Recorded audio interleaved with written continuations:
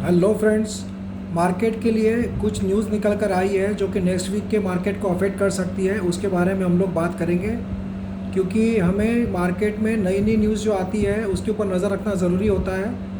क्योंकि मार्केट आजकल news based चलने लग गया है। जो भी एक आधी पॉजिटिव न्यूज़ आती है तो मार्केट ऊपर चला जाता है, और कुछ ख़राब न्यूज़ आती है तो मार्केट नीचे चला जाता है। तो कुछ ख़राब जो खबरें हैं मैं आपको बताना चाह रहा हूँ, जिसके कारण आप रेडी रहो नेक्स्ट वीक मार्केट में ट्रेड करने के लिए कि क्या क्या न्यूज़ है जिसके कारण निफ्टी और सेंसेक्स नीचे जा सकता है। ऐसी कुछ खबरें भी निकल कर आई है, तो पॉजिटिव और नेगेटिव दोनों बताने की कोशिश करता हूँ।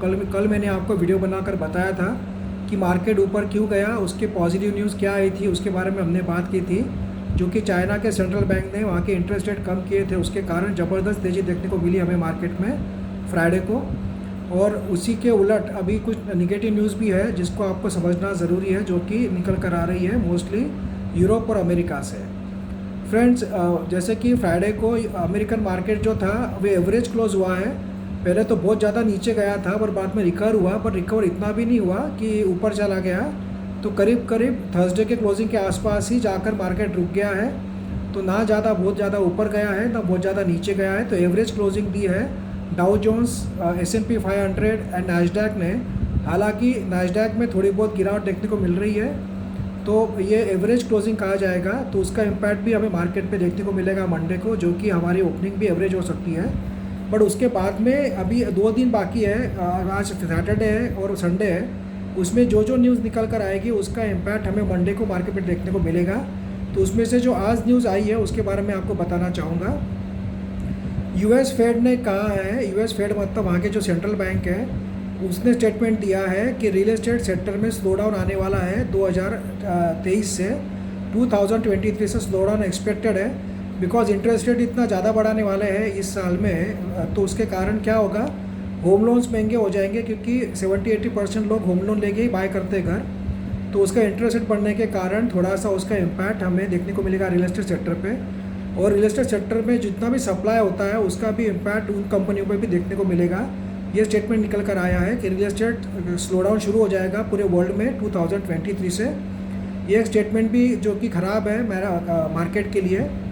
उसके अलावा फेड ने और एक बात स्ट्रांगली कही है कि स्टॉक मार्केट भले ही डाउन जाए, गिर जाए, ज़ीरो हो जाए, हमें फ़र्क नहीं पड़ता है, बट हम इन्फ्लेशन रेट बढ़ाते ही रहेंगे। ये भी बात एक कही है।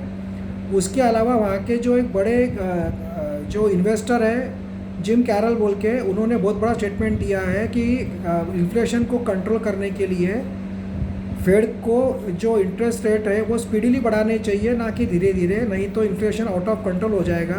तो ये भी बैड न्यूज़ है कि इन्फ्लेशन रेट अगर फास्ट बढ़ा US में तो उसका इम्पैक्ट मार्केट पे बहुत ज़्यादा नेगेटिव देखने को मिल सकता है। उसके अलावा क्रूड ऑयल के रेट बढ़ने की उम्मीद है आने वाले दिनों में, क्योंकि चाइना में लॉकडाउन हटने जाने वाला है। धीरे धीरे लॉकडाउन ओपन हो जाएगा। चाइना की करीब करीब 40 करोड़ जो पॉपुलेशन है वो लॉकडाउन में है। तो वो जब बाहर आएगी तो वहाँ पे पेट्रोल डीजल के डिमांड बढ़ेगी। तो उससे क्रूड ऑयल में जो थोड़ा बहुत अभी एक मेंटेन हो रहा है रेट अराउंड 110 का पर बैरल, वो फिर से बढ़ते हुए दिखेगा। तो उसके कारण फिर से महंगाई बढ़ेगी और पैनिक बढ़ेगा। तो आने वाले दिनों में इन्फ्लेशन रेट बढ़ेगा, तो उसका इम्पैक्ट भी मार्केट पे देखने को मिलेगा नए डेटा आने के बाद।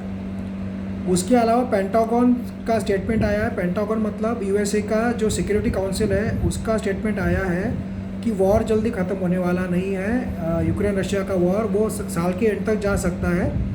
तो ये भी एक निगेटिव स्टेटमेंट है, जिसके कारण भी मार्केट में इम्पैक्ट हमें देखने को मिलेगा।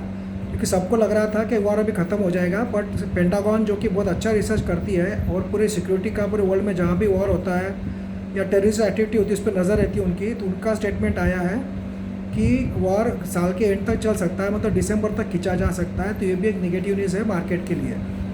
उसके अलावा रशिया ने फिनलैंड को जो नेचुरल गैस का जो सप्लाई है वो बंद कर दिया है। तो उसका इम्पैक्ट भी देखने को मिलेगा, क्योंकि फिनलैंड को जो नेचुरल गैस जो आता था वो आता था रशिया से, और फिनलैंड ने नेटो में अप्लाई कर दिया है मेंबरशिप के लिए। तो उससे रूस काफ़ी नाराज़ है रशिया, और उन्होंने फिनलैंड का जो गैस सप्लाई है वो बंद कर दिया है।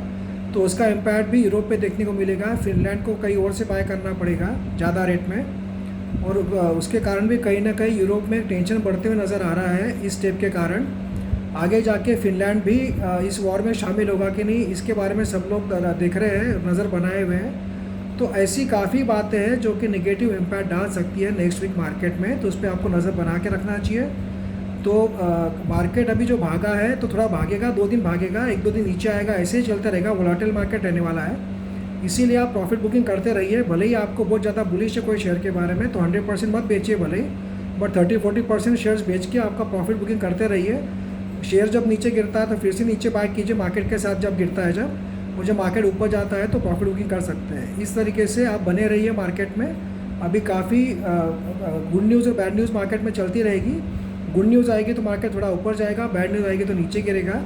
बट ओवरऑल एक आपको क्या लगता है कि जो निफ्टी है 15,000 टच करेगा या 14,000 टच करेगा आने वाले दिनों में, या 17,000 तक जाएगा? कमेंट करके आप ज़रूर बताना।